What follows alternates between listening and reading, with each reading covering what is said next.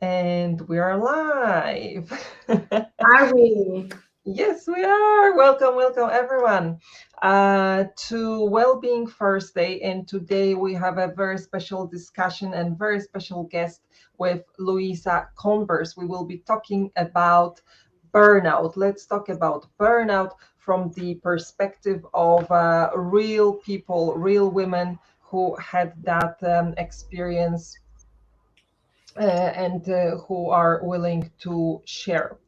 Uh, first of all, let's see. I think we should be streaming. Yes, somebody's watching us, so that's perfect. Great. Hi. Before we start, I would like to also share it. Could you share it into, or maybe later? I don't know. You can share it, and if you go to my Facebook, for example, It and is already in your page. yeah, it should be on my page, and by then you can just share it to yours. Yeah. Okay, So you great. can do it as I introduce you. Yes. Hello, hello. Yes. So my lovely guest tonight is Luisa Convers. Luisa is Colombian journalist, currently residing in lovely country of Belgium. She is a fellow yoga teacher, but she is also she has some superpowers that I do not have, and I'm very excited to share this wonderful talents with you. So Luisa is a Reiki master and the Akashic Records consultant, and she's a mother. She's a partner. She's a wonderful friend. She's a true well-being warrior. And one thing for sure, she is a dark chocolate lover. You've seen my webinar. And she delivers great webinars. So if you want to get in touch with Luisa, you have to go to luisaconvers.com. That is her website. You will see all the wonderful projects she's working on. Luisa, welcome. Wow. Welcome. Thank you, thank you. What an introduction. I am a little bit too humble to hear that, but thank you so much. Yes, I am very, very happy and very honored by being here with the well-being strategist. So, two well-being goddesses talking about well-being. That's certainly our passion. So, and we are here to serve and to help. So, I'm very, very happy being here. Thank you for the invitation. Most welcome. Lisa, we're going to jump right into. Today is going to be very concise and very informative experience. So, talking about burnout, you have some first-hand experience, and now, after all your experiences, after what you went through, and all the journey you've taken, and to the place you are now, from this perspective, how do you define burnout? When you hear burnout, what does it ring? It rings a bell. It rings a bell, and I'm so happy that it rings a bell because that's one of the things that I want to say is that not for everybody is that clear. Sometimes most of the people will find themselves into a burnout when they are already like down deep into it. So I'm very happy that right now it rings a bell just at the moment when I'm getting into it. So I catch myself. So what does it mean for me? It means lack of motivation, lack of energy, tiredness. You are really hard to yourself. You are even hard to everybody around. You get resentful. You don't have any, like any motivation, any energy. You are worried for everything.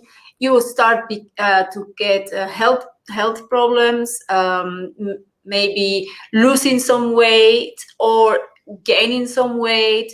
You get sleep problems. So actually being in a burnout that's the name, it's like a short circuit of your body. All your system shuts down in a way, and you start to live in a flight, in a, how you call it, like in a survival mode, and it's not enjoyable at all.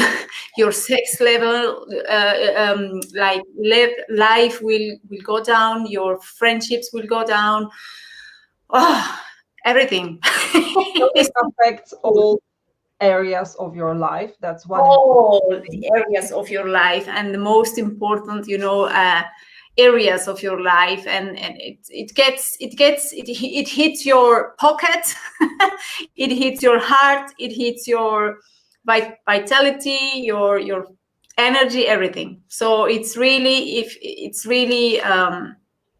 something to take in very, very, very seriously. I'm so glad you said that. And one more interesting thing that you mentioned right at the beginning, even if you went through, when you went through that experience, and even if you have the knowledge and if you know what to do about it, it doesn't mean that it will never happen again, right? Oh, no, of course it happens, and I also want to say something. It's not because you are doing yoga, meditating, and living like I was living. It's not because of that. You are prone to have a burnout easily. I can have them. You can have it, and it's just. It's not that you go to. It's not like those childhood diseases that when you get once, you won't get it again. No, you get, but you get more aware. The first time you don't see it coming.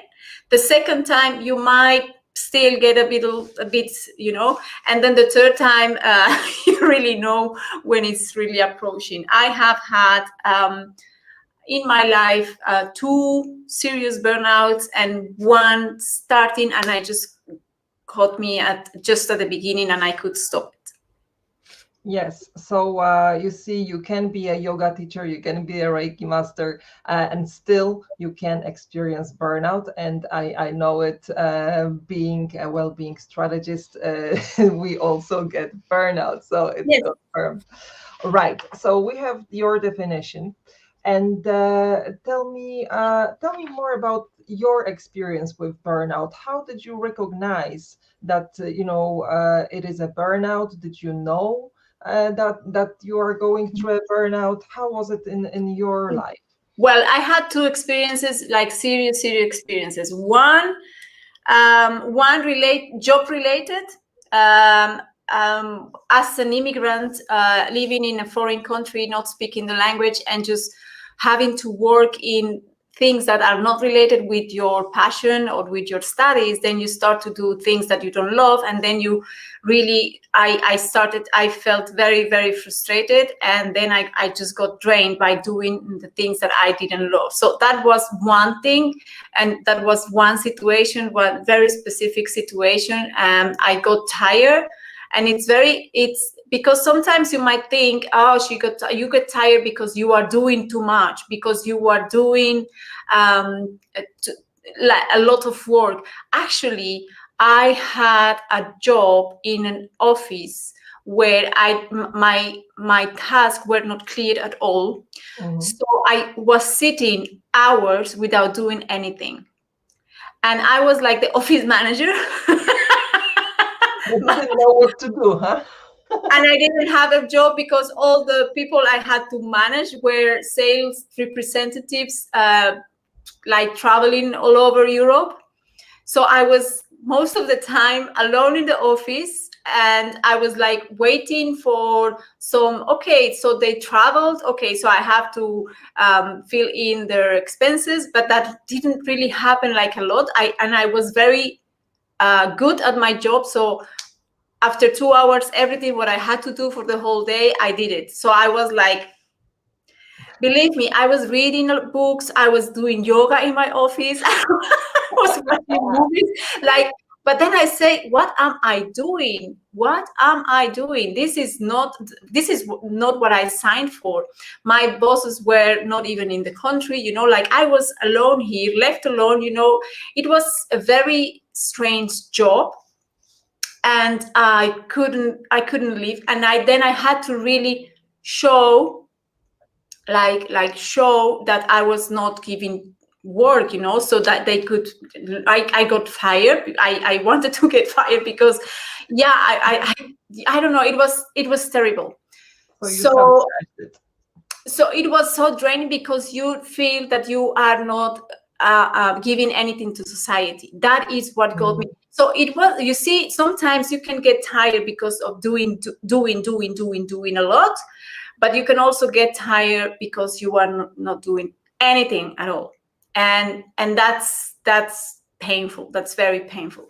And the other opportunity when I was in a burnout was, I can say it was a burnout combined by a raw process, mourning process, because my partner died, the father of my child died, and I was lost.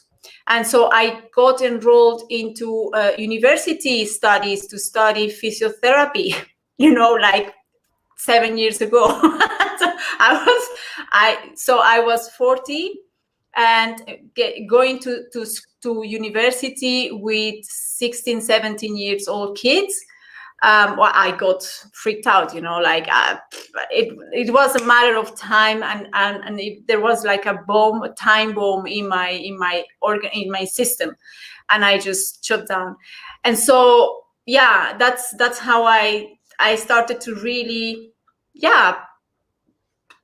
almost crying every day, because I was not happy. I was very, very tired. Then I was doing a lot. Because I was compensating the loss by going to university, working, having been a mother, single mother now. Like, it was heavy. It was a heavy time. What strikes me is that as I'm talking to different people that went through burnout, and in every case it looks totally different. But sometimes it is doing the job that you love, that you're doing it too much. Sometimes it is just like in your case of not being aligned with your job, right? So it can have many forms, but the results at the end of the day are pretty much the same.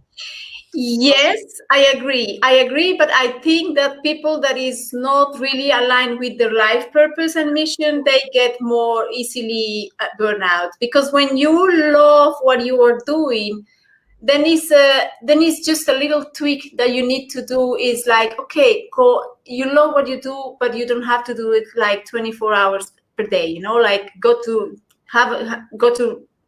rest. Then is another, the problem is then might be workaholism. But and then when you treat that, then comes back to normal.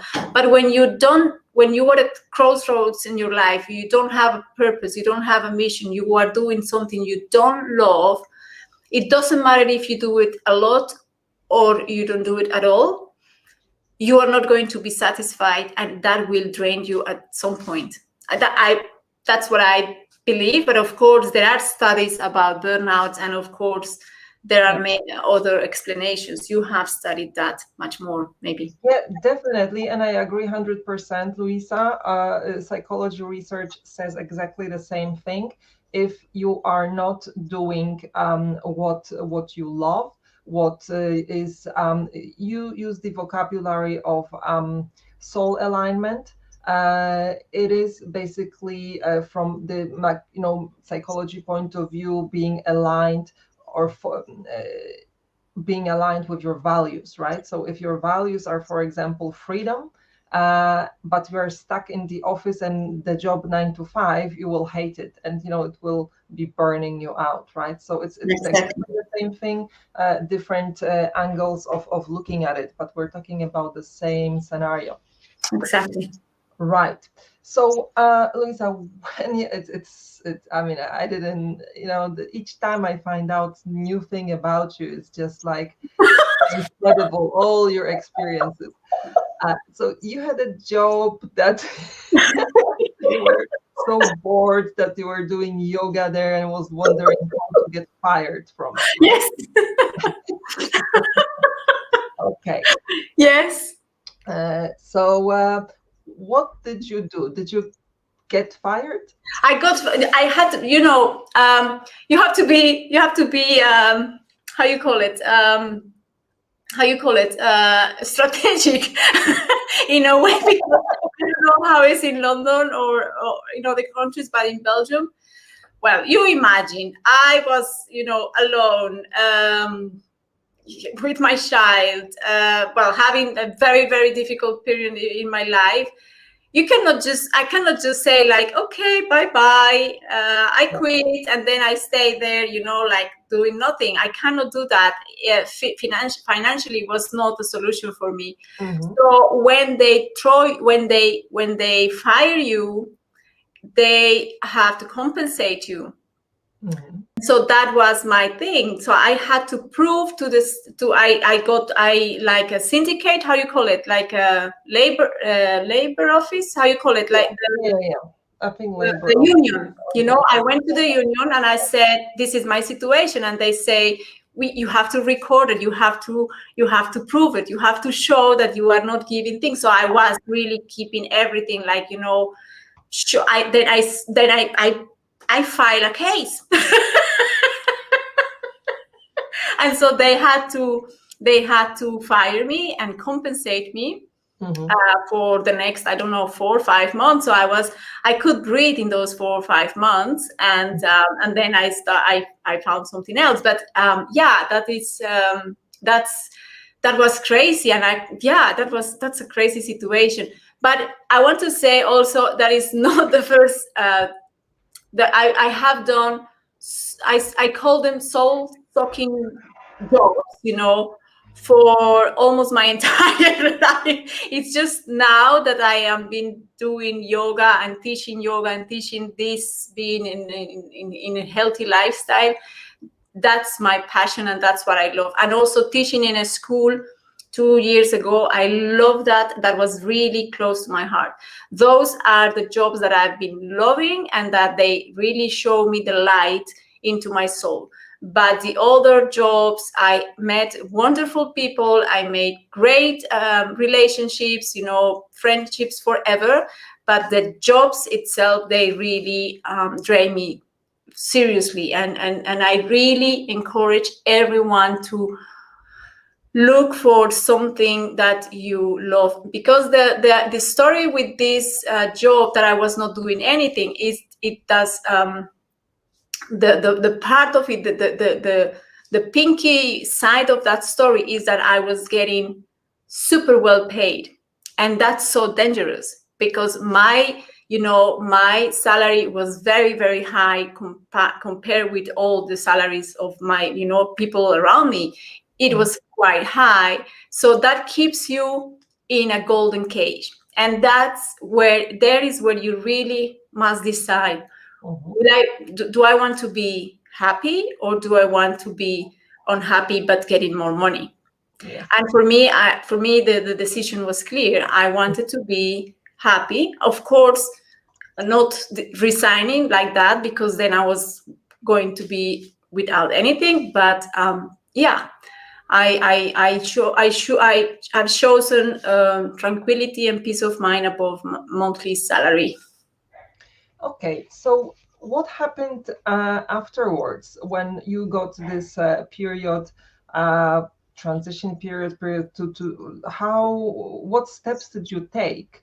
Okay, 4 months, you could relax and you could breathe and you could strategize or follow your heart and your soul, what to do next. And what No, follow my heart and my soul. I was following doctor's prescriptions. I had to look for help, because when you are in a burnout, you don't realize that this is a medical condition.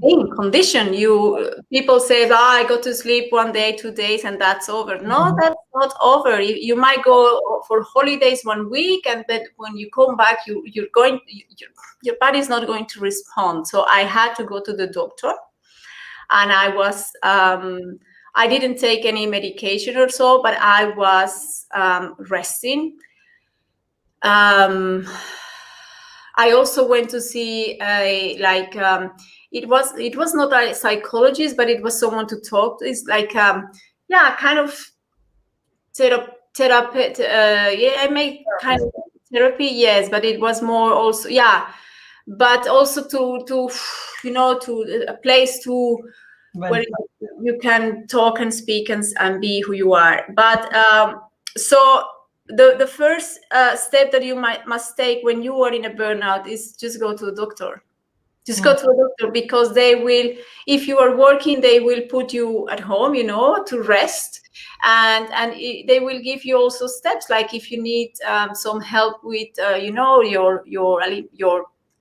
the food you are taking, or if you need to sleep more, or if you need to go to a psychologist, or everything is going to help. I also increase my yoga practice. Like, you don't have to do 2 hours, no, but you can do 10 minutes every day. That will be much better, Yes. And then tapping into your creativity is also a great help, like painting without expecting to be Picasso, just being, allowing yourself to be as you are. And don't beat yourself. Like, if one day you didn't make your bed, that's fine. Because that's what happens when you are in a burnout, and so you stay at home, so you start to clean everything. And you don't stop cleaning, maybe, or you feel, or you don't do it because you don't have energy, but then you feel bad because you didn't do it. So just relax, relax and enjoy, and take relaxation very, very seriously. It's a serious topic. I love it. This should be like a prescription. Take relaxation seriously. Yes. Such a great piece of advice. Yes. People have difficulty doing it. Yes, and also something very important where we have also difficulties doing is exploring new hobbies, and not doing anything. That's a big one. People feel so bad and guilty when they do nothing, and doing nothing is one of the most difficult things to do. Because it requires presence, it requires awareness, it requires you to be there. It's not when you are doing something, you might get like doing it automatically, so it doesn't require any, maybe, but it requires a lot of presence and a lot of awareness and a lot of you doing nothing, and it's so, at the end, it's so. And also exploring senses, like smelling, eating with your eyes closed. Just allow yourself to feel and to be. That is what I would recommend. That's very, very well said. You gave us a lot of points already. Okay. Okay. Clearly, taking a rest and taking the rest seriously is a big step. Is a great advice. Now, being in the place where you are, when you know that burnout can happen, no matter what you do, no matter if you are a yoga teacher or yoga practitioner, it can still happen. What do you think is the most important advice to follow if you were to give anyone one piece of advice to avoid, to prevent burnout? I would give a piece of advice that you give and that you teach already, and that is unplugging from social media and internet and digital detox. Like you have already material around it, a course, a webinar, you speak about it, and that's awesome. I do it in a very conscious way. Like, for example, I do have Facebook, but I have a news feed block, so I don't see anything. The And constant notifications. I don't see the notifications on Facebook, and I don't see the notifications on YouTube, because that brings me into a rabbit hole. So when I go to Facebook and I want to see what you are doing, then I would type your name and okay, Katarzyna is doing this, Kasia is doing this. But that's it. But I don't see what you are doing, and that's very active. And also reduce your checking into your email. What is the first thing you do in the morning? When you wake up and open your email, you lost it, Yeah. So have the first 5 minutes of your day without getting into your computer, getting into your phone. Even the first hour, I get the first hour. My phone gets, it's funny because sometimes I am speaking on the phone and it just cuts and people calls again, what happened? I said, yeah, sorry, it's automatically, I think it happened to you with you already. It automatically shuts down at 9 p.m. and it opens back again at 9 in the morning. So I have 12 hours of, theoretically, okay, because sometimes I keep the conversation, of course. So even not only to be out of a burnout, but to avoid one, start by getting that love affair that you have with social media and internet and computer. Make it more like a friendship, like a very diplomatic friendship, but not that passionate relationship that you have right now, because that's killing you.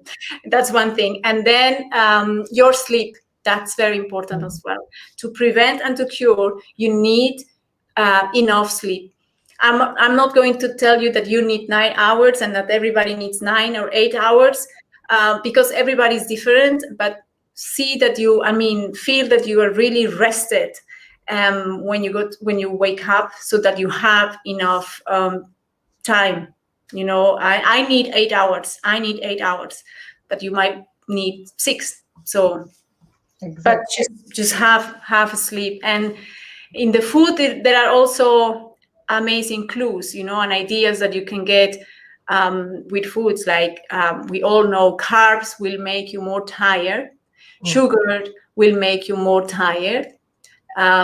Drinking enough water will help you a lot. I always have my bottle with me.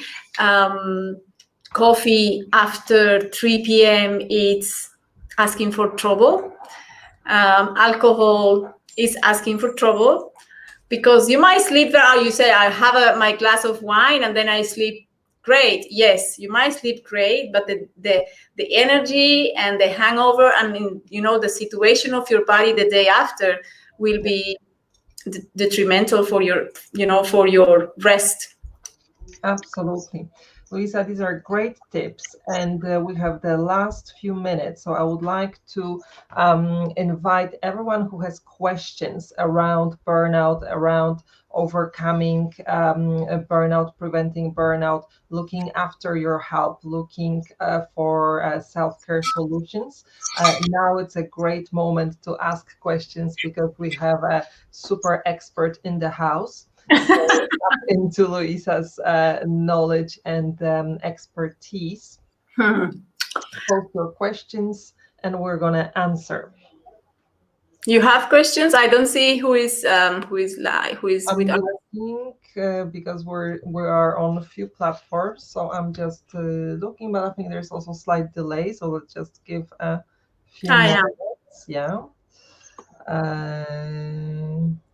But it's such a lovely time here, Kasia, and I'm very happy that we share this common topic. And actually, we approach the topic from a similar perspective, which is great. We both do yoga. We both speak about well-being. We know both what it's about burnout. So I think that's it's very nice to have, friends who you can share passions with. That's important. So thank you. Absolutely, yes. The quality, authentic quality relationships are part of our well-being. So you see, it's our support. It's easy moments like that when we can support each other, when we can share our knowledge, when I can invite you, and I know you're gonna support me on this journey. Uh, it really builds the sense of well-being. So Yeah, yeah, that's yeah, what that's it very looks nice. like, right?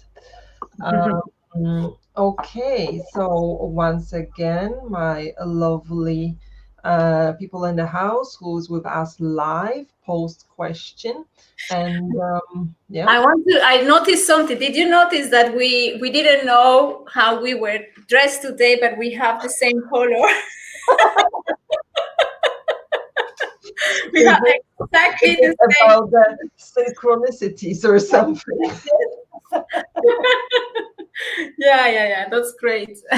Connections. You see, that's beautiful. Beautiful, perfect.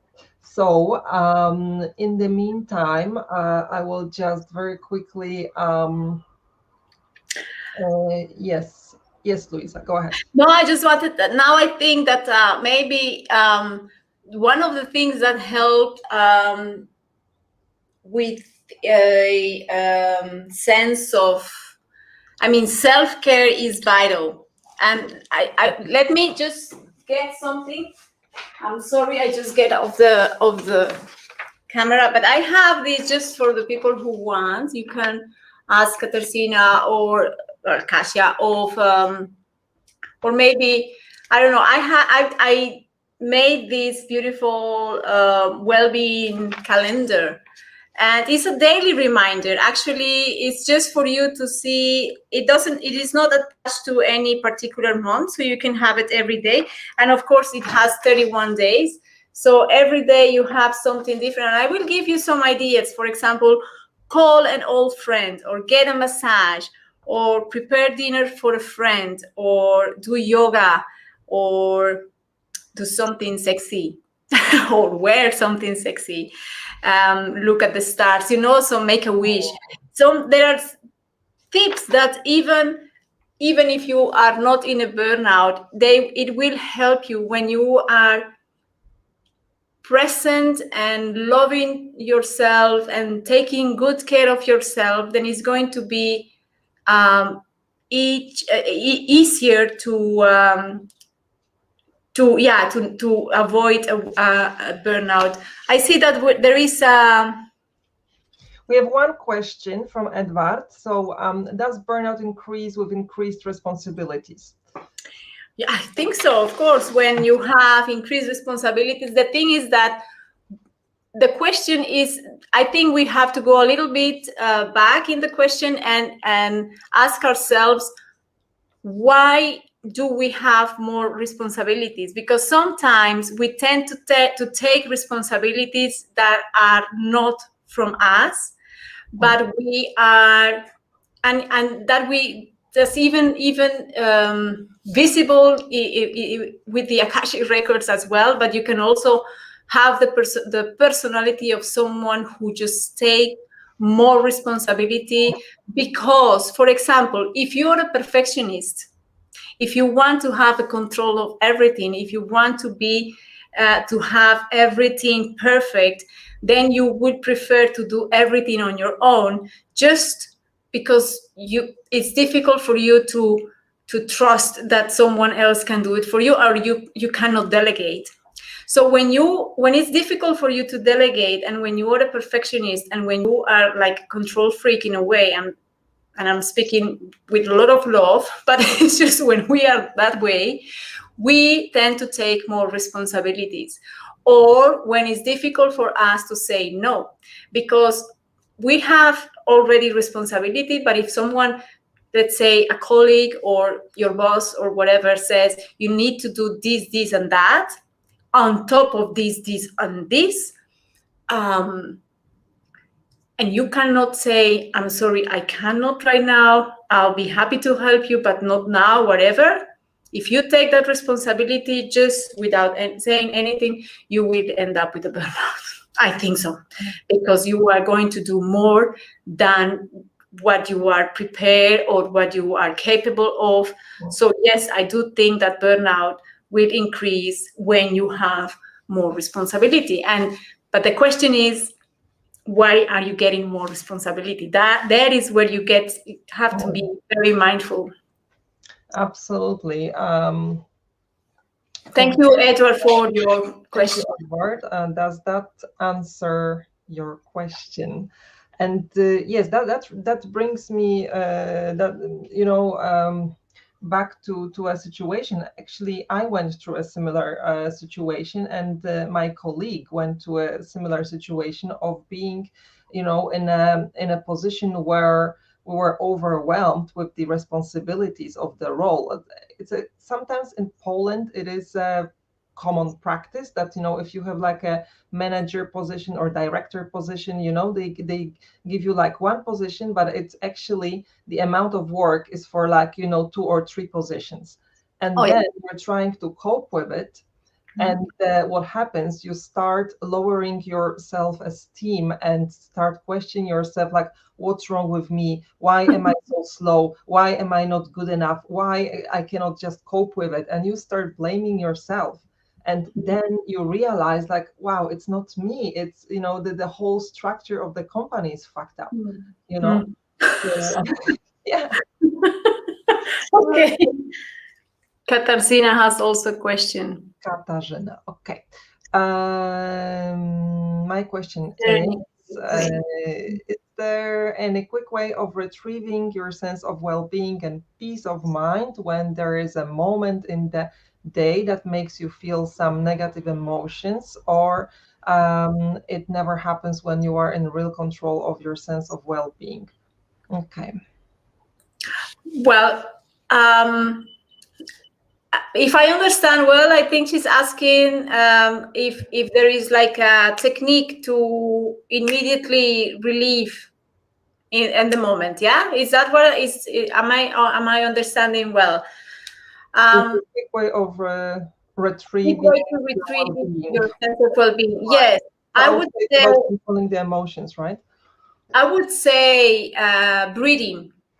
I would say conscious breathing. So there are different breathing techniques, but and you also teach this one, which is the box breathing. Like you breathe. There are 2 different. Like for example, you can breathe in counting to 4. You hold your breath to 2, and then or to 4. Yeah, because it's a square, and then you exhale into 4. So when you feel that you are out of balance in a moment, that's one technique that you can breathe, counting to 4, wait 4, and exhale in 4. So that's why it's like a box, like a square.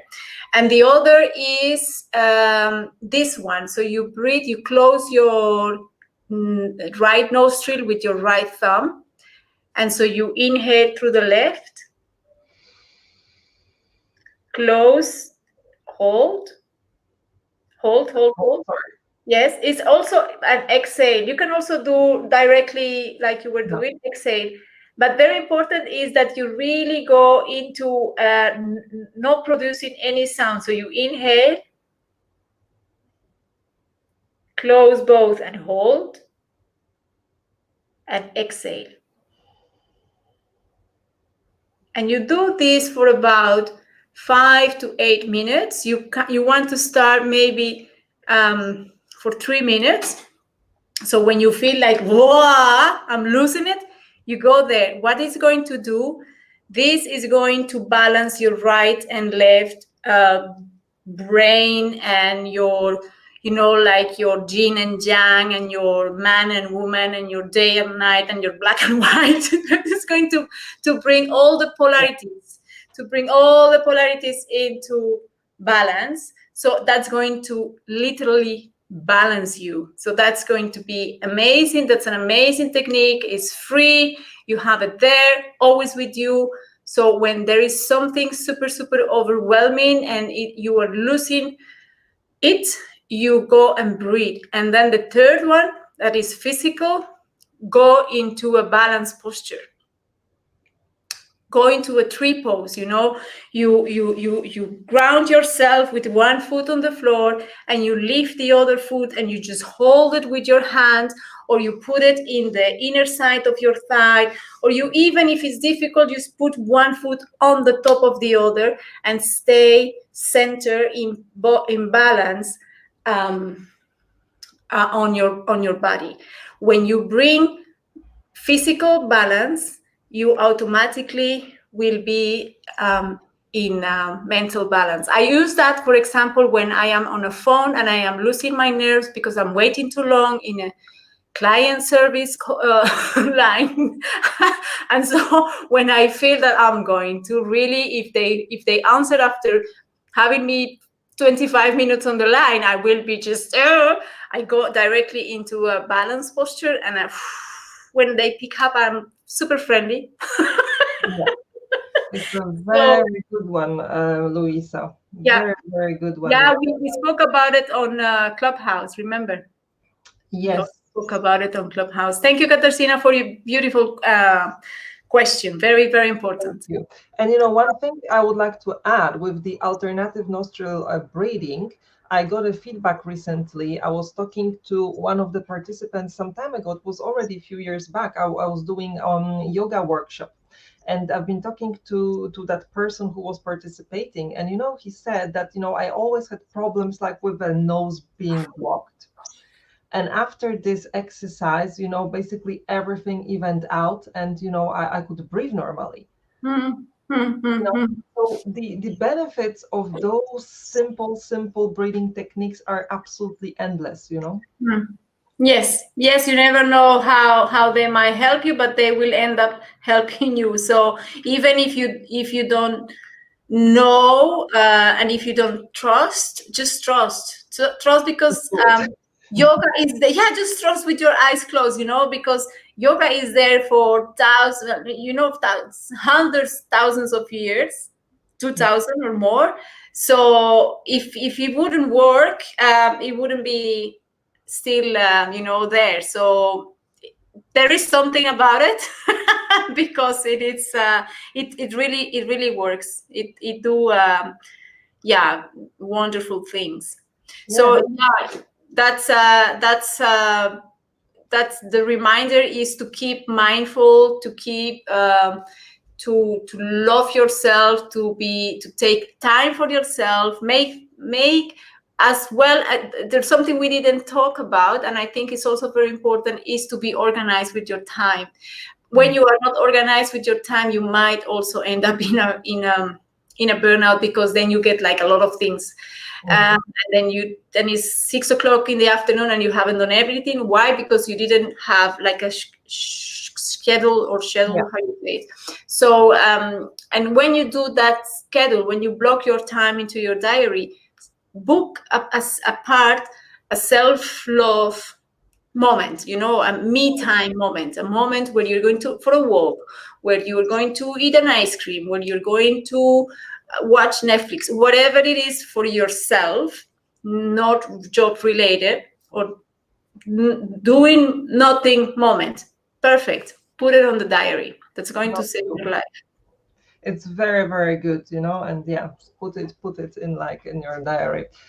Just like you put your lunch break, your meetings, or anything, So, yes, that's important. I love that, because we as entrepreneurs, working from home, and now that we are almost everybody's working from home, that lunchtime break, it's not there.